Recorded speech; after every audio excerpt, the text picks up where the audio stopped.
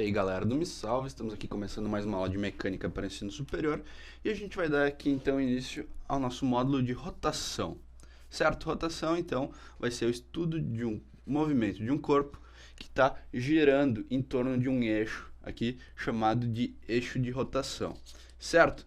Para começar, a gente vai ver então aqui algumas noções de posição, velocidade e aceleração angulares, que nem a gente viu para o caso linear, certo? Vamos começar pela posição angular. A posição angular, ela sempre vai ser dada em relação a uma certa referência. Se lembra que lá, por caso linear, a gente tinha um eixo e a gente definia a posição do zero.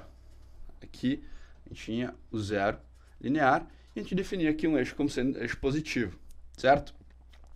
Para o caso angular, a gente sempre vai ter que ter, então, um eixo de referência, tá? Que vai ser o eixo de rotação, em torno do qual um objeto vai estar girando, certo?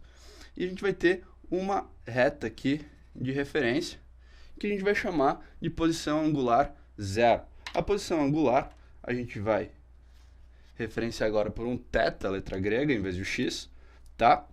E essa posição aqui vai ser, então, para θ igual a zero, tá? Aqui, a posição angular ela vai ser definida como sendo, então, um certo ângulo que esse corpo vai estar fazendo em relação a essa reta aqui, certo?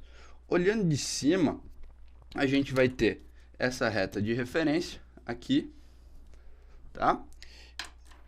E a gente vai ter que o θ é nada mais, nada menos do que um ângulo, certo? O corpo, então, quando ele girar daqui para cá, ele vai estar numa posição θ, que ela vai ser calculada da seguinte forma: θ vai ser igual a S sobre R. Esse S aqui é o comprimento de um arco qualquer com esse ângulo θ, certo? Por exemplo, se eu escolher esse segmento de reta aqui, chamar ele de S, com o raio que ele faz, então, a distância de qualquer ponto dele até o centro aqui, até o eixo de rotação, certo? Então, S sobre R vai ser uma constante para um mesmo ângulo determinado aqui. Então, dado o ângulo, se eu pegar aqui esse Szinho aqui, com esse R aqui, e fizer a razão entre eles, a gente vai ter o mesmo θ, certo? Esse θ aqui, ele é dado em radianos, essa é a unidade, podemos dizer, da posição angular. Como a gente vai ver aqui a gente tem uma unidade de comprimento sobre uma unidade de comprimento. O radianos ele seria, então, adimensional, mas a gente trata ele como se fosse uma unidade, certo? Outra unidade que pode ser encontrada para a posição angular são os graus. Graus, então, seria, como a gente já conhece, 360 graus, seria uma volta inteira. Como o comprimento de uma circunferência tem 2π radianos, ela vale 2πr, o comprimento de qualquer circunferência. Como a gente já viu, então, os círculos em geometria, quando a gente tem um círculo de raio r, o comprimento desse círculo é 2πr. Então, em radianos, uma volta inteira tem 2πr igual a s, né, o comprimento, dividido por r, a gente tem que uma volta equivale a 2π radianos, certo? Como a gente definiu para o caso linear, a gente pode definir um sentido de deslocamento. Ou seja, para o caso linear, a gente tinha aqui um eixo x, tá? A gente definia uma posição para ser o zero. Para a direita dele era o sentido positivo, então, aqui os números crescentes, por exemplo, mais 1. E para a esquerda, então, o sentido negativo.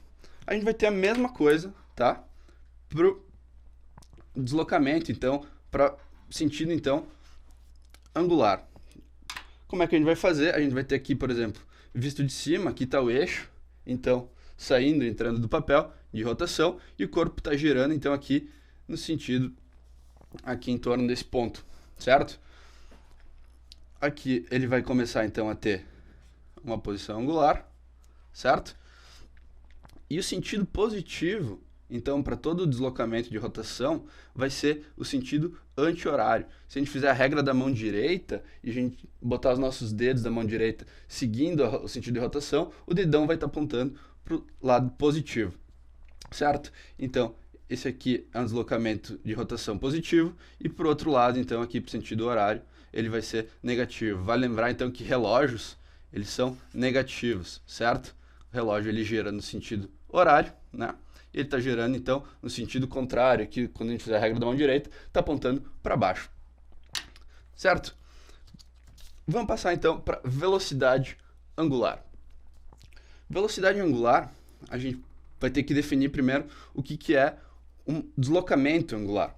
Deslocamento angular, como a gente fez para o deslocamento linear, ele vai ser uma variação na posição angular, certo? Que vai ser, então, uma posição angular final menos uma posição angular inicial.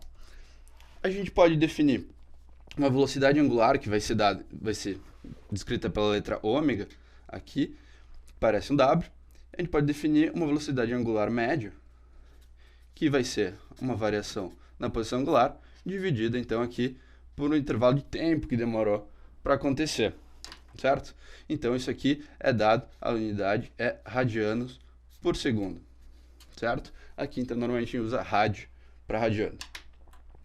A gente pode definir também uma velocidade angular instantânea, que vai ser o limite dessa expressão, delta θ sobre delta t, com o delta t tendendo a zero, certo? Isso aqui, como vocês já devem saber, é a derivada da posição angular em relação ao tempo, ou seja, a taxa de variação da posição em relação ao tempo, da mesma forma que a gente tratou então para o caso linear, também então aqui dado em radianos por segundo.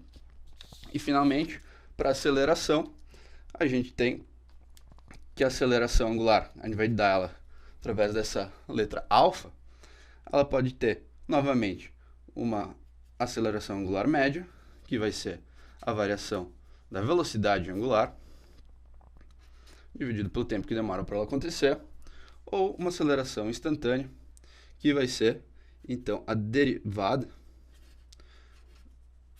da velocidade angular no tempo, a taxa de variação da velocidade no tempo, ou a derivada segunda da posição angular no tempo, da mesma forma que a gente viu para o caso linear. Certo? Espero que vocês tenham entendido e até a próxima.